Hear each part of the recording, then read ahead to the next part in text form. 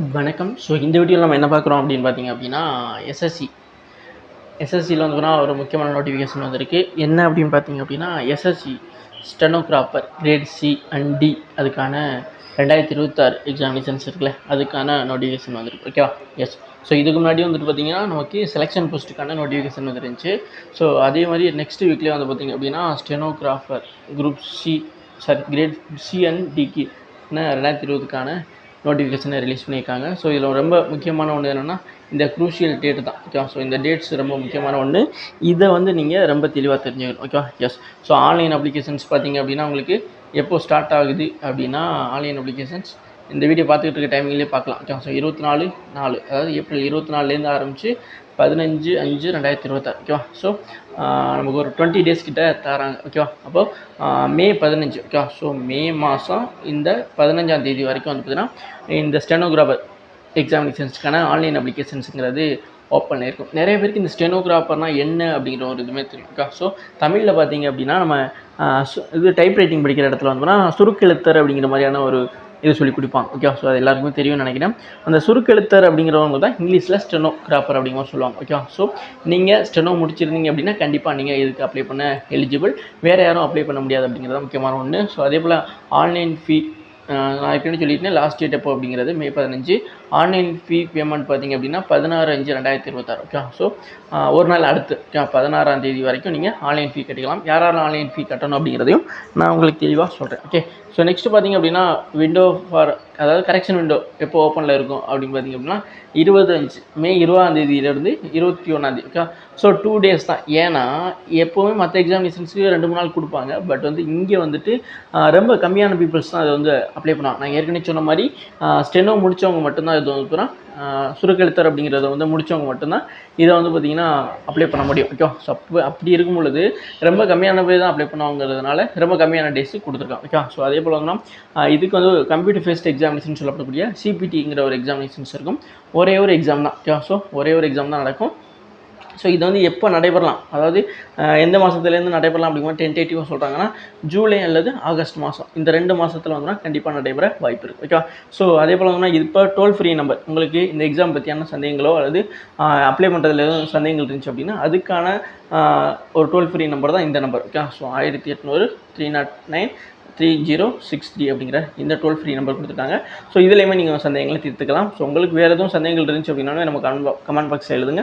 கண்டிப்பாக நம்ம பதிலளிக்கப்படும். So next பார்த்திங்க அப்படின்னா, வேக்கன்சி எல்லாருமே அதிகமாக எதிர்பார்க்கக்கூடியது வேக்கன்சி. ஸோ எவ்வளோ தான் வேக்கன்சி அப்படின்னு பார்த்திங்க அப்படின்னா, வேக்கன்சி பார்த்திங்கன்னா 731 வேக்கன்சிங்க. ஸோ நான் ஏற்கனவே சொன்ன மாதிரி தான். ஓகே. ஸோ இந்த எக்ஸாமினேஷன்ஸ் ரொம்ப கம்மியான பேர் தான் அப்ளை பண்ணுவாங்க. ஏன் அப்படின்னா ரொம்ப கம்மியான போஸ்டிங் இருக்கும். ஓகே.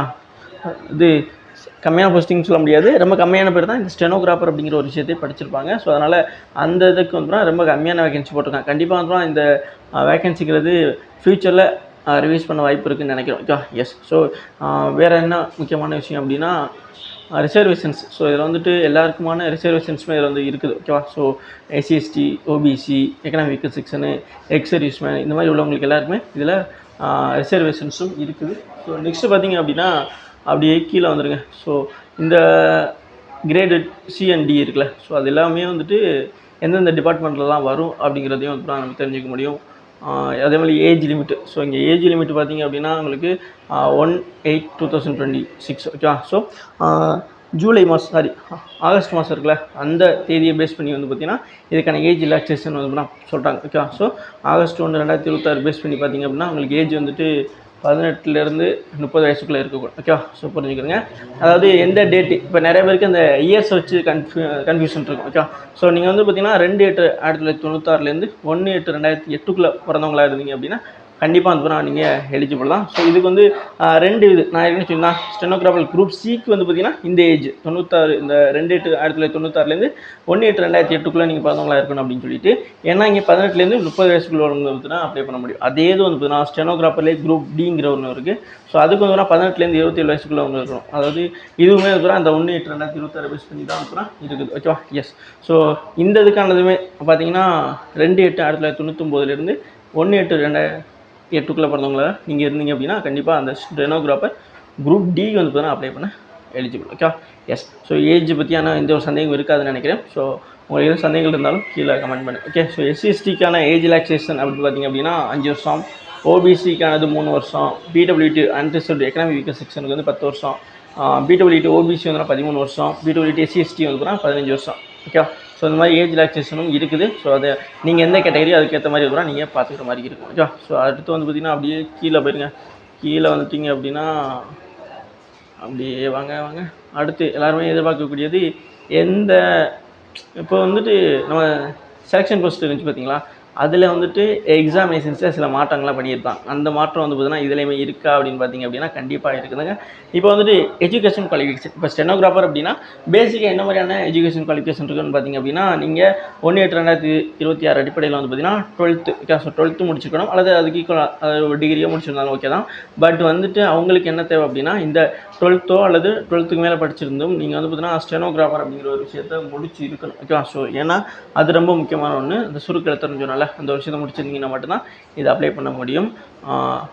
ஹவு டு அப்ளை, இது எப்படி அப்ளை பண்ணுறதுக்கானது வந்து ssc.gov.in, அதுதான் ஒன் டைம் ரிஜிஸ்ட்ரேஷன் பண்ணியிருந்தீங்க அப்படின்னா உங்களுடைய ரிஜிஸ்டர் நம்பரு, அப்புறம் வந்து பாஸ்வேர்டு, அதுக்குள்ள வந்து கேப்ஸாக கொடுத்துட்டு அப்படியே உங்களுடைய பேஜஸ்க்குள்ளே போயிட்டு நீங்கள் வந்து அப்ளை பண்ண முடியும். ஸோ அதுக்கான வீடியோஸுமே நான் கண்டிப்பாக தரேன். Okay, yes. ஸோ அடுத்து பார்த்திங்க அப்படின்னா அப்ளிகேஷன் ஃபீ பார்த்திங்கன்னா நான் ஏற்கனவே சொல்லியிருப்பேன், 100 ரூபா தான் கட்டுற மாதிரி இருக்கும்.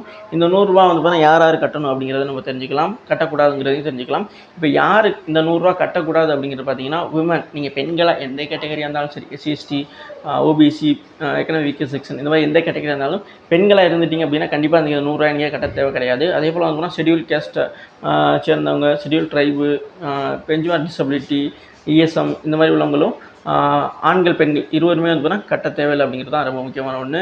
அடுத்து பார்த்திங்க அப்படின்னா இந்த 100 ரூபா ஆன்லைன் ஃபீ இருக்குல்ல, இதை வந்துட்டு நீங்கள் யூபிஐ மூலமாக கட்டிக்கலாம், நெட் பேங்கிங் மூலமாக கட்டிக்கலாம், அதாவது Master card, Visa card, Maestro card, RuPay, debit card, credit card மூலமாகவும் நீங்கள் கட்டிக்கலாம்.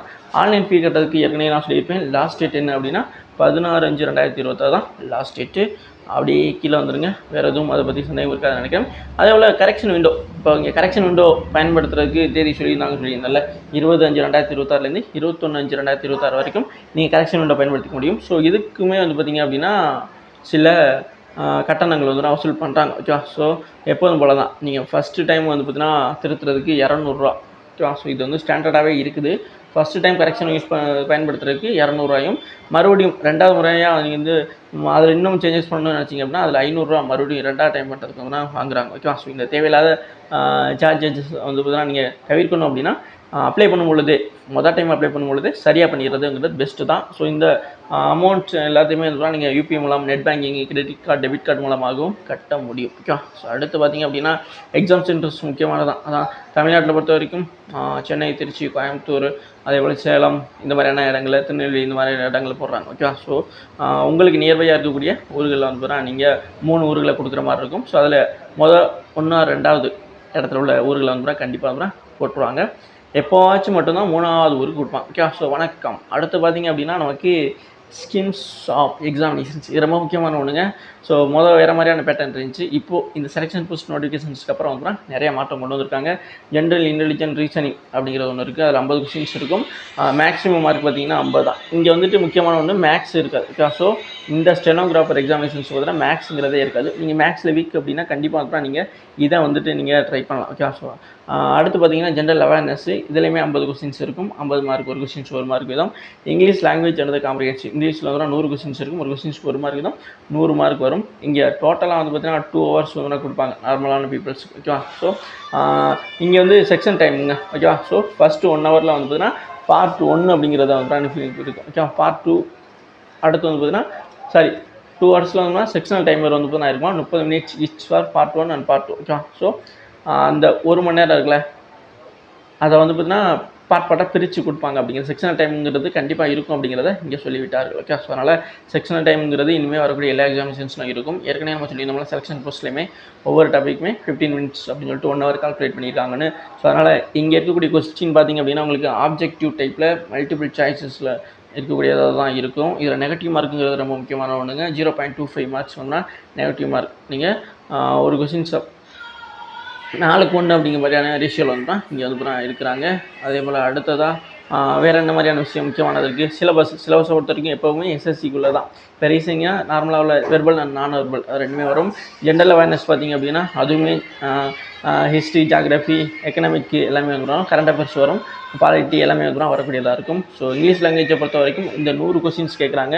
இது ரொம்ப முக்கியமான ஒன்று. 100 கொஸ்டின்ஸ் வந்து கேட்குறாங்க அப்படின்னா இதில் ரொம்ப முக்கியமானது என்ன அப்படின்னா சினானிம்ஸ், ஆன்டனிம்ஸு, இன்னொரு சப்ஸ்டிடியூஷன்ஸு, இடியம் சர்ஃபேசஸ், ஒக்காபுலரி எல்லாமே வந்து ரொம்ப தெளிவாக வந்து கேட்பாங்க. இதில் ஸ்கில் டெஸ்ட்டுமே இருக்கும். ஓகே, ஸோ ஏற்கனவே சொல்லியிருப்பில்ல, ஸ்கில் டெஸ்ட்டு ரொம்ப முக்கியமான ஒன்றுங்க. நம்ம இது ஸ்டெனோ முடிச்சிருந்தா மட்டும்தான் இதை வந்து பண்ண முடியும் அப்படின்னு சொல்லியிருப்பில்ல. இப்போ நீங்கள் ஸ்டெனோகிராஃபர் குரூப் டி போனோம்னா இங்கிலீஷில் வந்து பார்ப்பாங்க. அதில் டைம் டியூரேஷன் 50 நிமிஷம் கொடுத்து அதில் 70 வரைக்கும் வந்து இது பண்ணுவாங்க. டைம் டியூரேஷன் பார்த்து 70 வரைக்கும் மட்டும் அந்த மாதிரி இருக்கும். ஓகேவா? ஸோ அதே போல் தான் stenography English and Hindi 2 language மட்டும் தான் எழுத முடியும். இப்போ இங்கிலீஷில் டினா 50 டைம் டியூரேஷன் 50 நிமிஷம் வரும். குரூப் கிரேட் சி அப்படின்னா 40 நிமிஷம், அதில் 55. ஓகே, ஸோ அதுதான். அடுத்து பார்த்தீங்கன்னா அப்படியே கீழே வந்துடுங்க. கீழே வந்துட்டு வேறு எதுவும் முக்கியமான விஷயம் கிடையாது. ஓகே, ஸோ மற்றபடி எப்படி ஆன்லைனில் அப்ளை பண்ணுறது அப்படிங்கிறதுக்கான தனி ஒரு வீடியோ கூட நான் தரேன். இது வரைக்கும் வீடியோ ஃபுல்லாக பார்த்து நன்றி. Thank you guys.